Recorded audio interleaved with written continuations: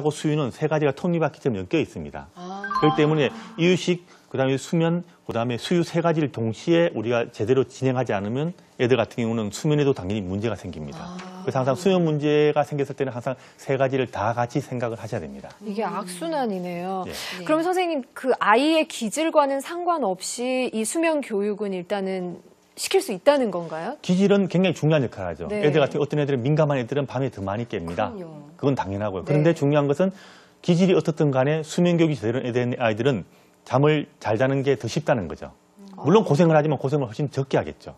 교육을 시키면. 그래서 민감한 아이일수록 일정한 틀을 잡아주는 것이 훨씬 잠을 잘 자게 하는데 도움이 된다는 이야기죠. 네. 네, 알겠습니다. 그럼 이제 수면 교육을 어떻게 해야 하는지 선생님 하나하나 좀 저희 좀 예. 이 무지한 엄마들 좀 가르쳐 주세요. 네. 네, 시기는 이제 알았고요. 네. 시기는 알았고 수면 교육은 기본적으로 우리가 이제 세 가지가 이제 굉장히 중요합니다. 네. 우선 저한테 중요한데 주세요. 예. 첫 번째는 보시면 알겠지만 밤에 이제 9시 전후에 재운다. 네. 실제로는 9시 전에 해지면 잔다는 게 기본이라 생각하시면 됩니다. 네. 생각보다는 빠르죠. 우리는 벌써 이 시기를 놓치는 사람들이 상당히 많습니다. 네. 그래서 밤에 9시 전후에 재우는데 애들 같은 경우 늦게 자게 되면 사실 성장 호르몬도 문제가 됩니다. 성장 호르몬이 12시 전에 되게 나타나니까 잠자고 좀 있어야 나오거든요. 네. 그러니까 늦게 재우면 성장 호르몬이 문제가 되고 우선 늦게 재우면 수면량 자체가 줄어들기 때문에도 문제가 됩니다. 그리고 또 이제 엄마들 낮밤이 바뀌면 애가 그거 진짜 그런 엄마들은 어김없이 무릎까지 다크서클이 내려와 있어요. 그렇죠. 네. 이 낮과 밤의 용도를 가리키는 것은 부모가 하는 겁니다. 밤과 낮의 이제 구분하는 것은 6주가 되면 애들이 이제 시작하거든요. 네. 근데 밤에 먹이면 애들은 밤에 먹는 걸로 배우게 되고요. 낮에 먹이면 낮에 먹는 걸로 배우게 됩니다. 근데 많은 엄마들이 이제 밤과 낮을 바뀌면 고생을 합니다. 고생을 하는데 대개 아침까지 애가 잠 못 자고 버티다가 낮에 자면 엄마도 같이 자지 않습니까? 네. 근데 이 문제를 해결 못 하기 때문에 엄마들이 계속 밤과 낮에 바뀐 생활을 할 수밖에 없는 상황이 아니, 벌어지는 엄마도 거죠. 힘드니까요. 네. 이렇게 집에서 어머니가 가끔 오시면 애 잘 때 같이 자라고 맞아요. 이런 말씀도 네. 해주시고. 이제 할머니들이 그렇게 말씀하시는데 네. 실제로 이제 그런 할머니가 있으면 할머니가 애를 같이 놀아주면 되고 엄마는 자기 하더라도 애는 깨워서 놀아줘야 됩니다. 낮에 놀리고 그다음에 밤에 재울 생각을 해야지 같이 자기 시작하면 모든 게 다 해결이 안 됩니다. 그 저희는 우리 애 낮에 낮잠 자면은 소리도 좀 작게 하고 살살건 다니고 막 그랬었는데 사실은 그럴 그렇게 필요가 하면 안 없는 되죠. 거네요. 애들은 적당한 소음에 노출시키는 것이 잠을 잘 자게 만드는 기본입니다. 낮에는요? 낮에도 그렇고 밤에도 그렇고 하여튼 밤에도요. 너무 그렇게 조용하게 애를 키울 필요 없습니다. 너무 조용하게 키우면 습관이 들어가지고 밤에 조그만 소음에도 애들은 깨게 됩니다. 그래서 어릴 때부터 적당한 소음에 노출시키라. 그러니까 말을 너무 조용조용하게 할 필요 없습니다. 네. 그러니까 평소에도 적당한 말을 들려주고 해야지 언어도 발달하거든요. 언어는 듣는 거니까. 네. 그러니까 언어 발달을 위해서라도 애들 집을 너무 조용하게 만들면 안 돼요. 그냥 일상의 대하는 구조를 하셔야 됩니다. 일상적인 네. 소음은 그냥 익숙해질 수 그렇죠. 있게끔. 그래야 잠을 잘 해도. 잡니다, 애들이 나중에. 그래야 또 너무 예민하지 않은 아이를 키울 수도 있겠네요. 그렇죠. 이 소음을 들은 애들이야 나중에 어지간히 소음을 들어도 별로 신경 안 참을 수 쓰죠. 있죠. 너무 예. 조용하게 키우면 모든 게 다 민감해집니다. 더더욱이. 그렇군요. 자, 선생님, 그럼 수면교육 두 번째 원칙은 어떤 거예요? 네. 원칙부터가 사실은 굉장히 중요합니다. 우리나라 부모들께서 잘 못하시는 건데 애들은 안아 재우거나 전물려 재우지 말고 이 등을 대고 재워야 합니다. 아이의 등이 침대에 닿아야 한다. 그렇죠. 등 대고 재야 되는데 많은 부모들께서 애들이 졸려할 때 안아 재우는 부모들이 많죠. 네. 자, 이 말을 오해하면 안 됩니다. 애들은 평소에는 열심히 안아줘야 됩니다. 어릴 때는. 그렇지만 이제 수면교육 시간은 이제 늦으면 2개월부터 시작해서 4개월까지 패턴이 완성되는 그 시기 쭉 이후부터는요. 네. 재울 때는 등 대고 재야 돼요. 낮에는 많이 안아주더라도 잠잘 때는 등을 대고 재야 되고 안아 재우거나 전물려 재우는 것은 별로 권장하지 않습니다.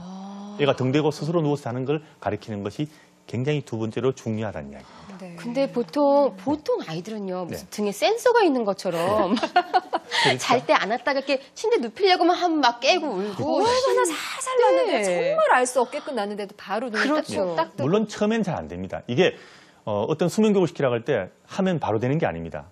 애들은 버릇을 가르치고 안 가르치고에 따라서 애들이 이제 달라지는데 처음에 가르치려고 그러면요. 애들은 항상 저항을 합니다. 처음에 몇 주간은 저항을 합니다.